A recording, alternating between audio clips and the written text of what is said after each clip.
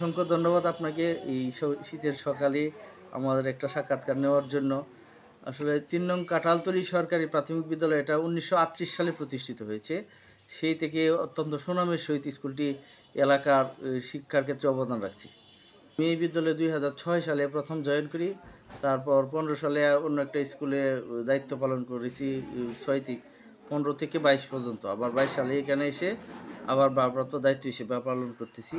ব্যক্তিগত হিসেবে এই স্কুলের প্রতিটি স্টুডেন্টই আমার নিজের বাচ্চা বলে মনে হয়। প্রতিটি ছোট, ছোট বাচ্চারা এসে একেবারে আমাকে বাবার মতো দেখে। এবং আমি যখন স্কুলে আসি, আসলে স্কুলে আসার ৯টা থেকে আমি স্কুলে আসি ৮:৩০টায় আসা এবং ৫টা পর্যন্ত আমার যে দপ্তরি ছিল ও চাকরি ছেড়ে দিয়ে বিদেশ চলে যাওয়াতে আমার আরেক কলিগ আছে অসীম, আরও অন্যান্য কলিগ যারা আছে তারা অত্যন্ত আন্তরিক স্কুলের প্রতি। আমরাও স্কুলটায় এসে প্রথমে আইসা স্কুলটাকে পরিষ্কার পরিচ্ছন্ন নিজের হাতে করি।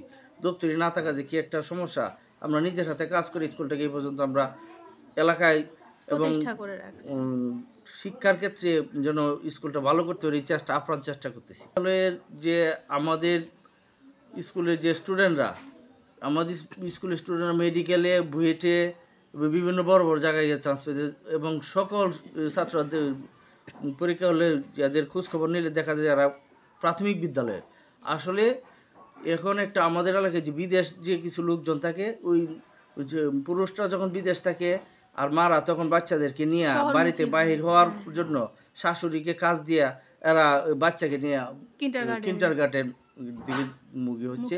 এটা একটা ফ্যাশন আমার বলতে দেখা গেছে যে এরা যেটা প্রাইমারি স্কুল মানে গরিবদের স্কুল আর কিন্ডারগার্টেন মানে এরা একটা দাম্ভিকতা একটা এমন ধরনের একটা ভাব দেখে। আসলে কিন্তু ওইখানে যা পড়ায় এদের কোনো ফাউন্ডেশন তৈরি নেই, কিন্তু দেখা যায় প্রাইমারিটা এরা ভালো করে কিন্তু হাই স্কুল বা কলেজ লেভেলে এরা অত্যন্ত খারাপ করে। কিন্তু যেই স্টুডেন্টগুলো ভালো করে এরা দেখা গেছে প্রত্যেকেই প্রাইমারি স্টুডেন্ট, মানে তো ওরা ব্যবসায়িকভাবে সব কিছু চিন্তা করে। আমরা কিন্তু এইভাবে না, আমরা তাদের বেসিক দেখা গেছে প্রাইমারি স্কুলে বলে যে আসলে লেখাপড়া না, আমরা স্টুডেন্টের বাড়িতে না, আমরা যা পড়াই স্কুলে পড়াই দিই। মানে বলেন আমাদের বিগত যে ৫-৭ বছর যাবৎ একেবারে বই তো ফ্রি দিচ্ছে সরকার, তারপর পরীক্ষার ফিসটা পর্যন্ত আমরা নিই না।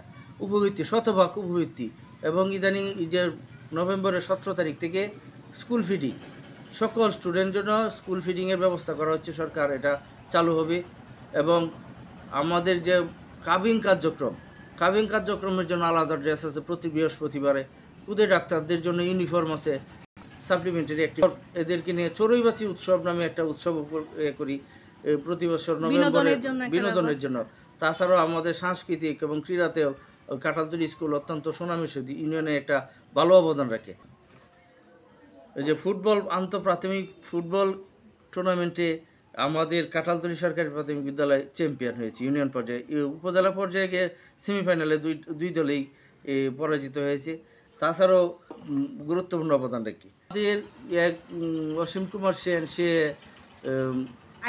আইসিটির সারা বাংলাদেশে ঢাকা বিভাগীয় কিশোরগঞ্জ জেলায় চ্যাম্পিয়ন হয়েছে, ঢাকা বিভাগীয় হচ্ছে গুরুত্বপূর্ণ অবদান রেখেছে সারা বাংলাদেশে, তাকে আইসিটি হিসেবে চিনে। এবং আমাদের প্রতিটি ক্লাসেই আইসিটির মতো সুযোগ সুবিধা আছে, ল্যাপটপ সরকার 2-3টা ল্যাপটপ দিয়েছে স্কুলে, মাল্টিমিডিয়া প্রজেক্টর আছে। প্রতিদিন আমরা বিদ্যুতের সমস্যা যদি না, প্রতিদিন 1টা থেকে 2টা ক্লাস মাল্টিমিডিয়ার মাধ্যমে ক্লাস নিয়ে থাকি। অভিভাবক সমাবেশ, তাছাড়া অভিভাবকদের সম্পৃক্ত হোম ভিজিট, এগুলা কার্যক্রম চলমান আছে। আজকে বিকালে এক জায়গায় প্রোগ্রাম আছে, আমরা উঠান বৈঠক করবো বা অন্যান্য অনুষ্ঠান আমাদের বিদ্যালয়ে হয়ে থাকে।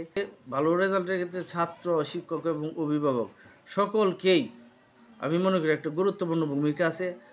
স্কুলে আসলে 5 থেকে 6 ঘন্টা থেকে বাকি সময়টুকু বাড়িতে থাকে। বাড়িতেও যদি বই নিয়ে যদি একটু বসে তাইলে কিন্তু ভালো রেজাল্ট হয়। কিছু কিছু অভিভাবক আছে যারা মানে স্টুডেন্টরা বাড়িতে গেলে পড়লো না পড়লে খেয়াল রাখে না, এটাও একটা সমস্যা।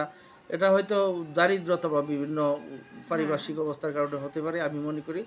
তবে সচেতন হতে হবে, সচেতন। তবে আমার মতে যদি কোনো স্টুডেন্ট নিয়মিত স্কুলে আসে তাহলে কিন্তু আমার ভালো রেজাল্ট হবে এবং ভালো স্টুডেন্ট হবে। আমরা যখন ডিজিটাল কন্টেন্ট দিয়ে ক্লাসগুলো হয় তখন কিন্তু বাচ্চারা অন্য মনস্ক হলে তখন আমরা যে কার্টুন বা বিভিন্ন ছোট ছোট যে শিক্ষামূলক আছে এগুলো দেখালে এরা মোবাইলের প্রতি আসক্তটা একটু কম হবে বলে এক গেম এটা দূর হয় মাঝে মধ্যে।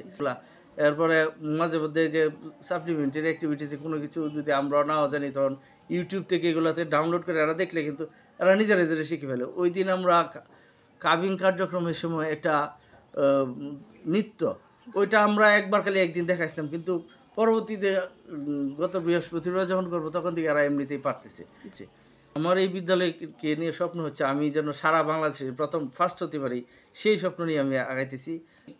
আপনি যদি দেখেন বনগ্রাম ইউনিয়নের মধ্যে এরকম বিদ্যালয় হয়তো কম পাবেন। বিল্ডিংয়ের একটু স্বল্পতায় ভুগতেছি, এই বিল্ডিংটা এই যে টিন শেড এটার জন্য, কিন্তু এরকম ফার্নিশড এবং সুসজ্জিত স্কুল আপনি হয়তো কমই পাবেন। অনেক ধন্যবাদ এই আমার স্বল্প সাক্ষাৎ এই ব্যস্ত সময়ের মধ্যে আপনার আমাদের মধ্যে আসার জন্য। অসংখ্য ধন্যবাদ আপনাকে।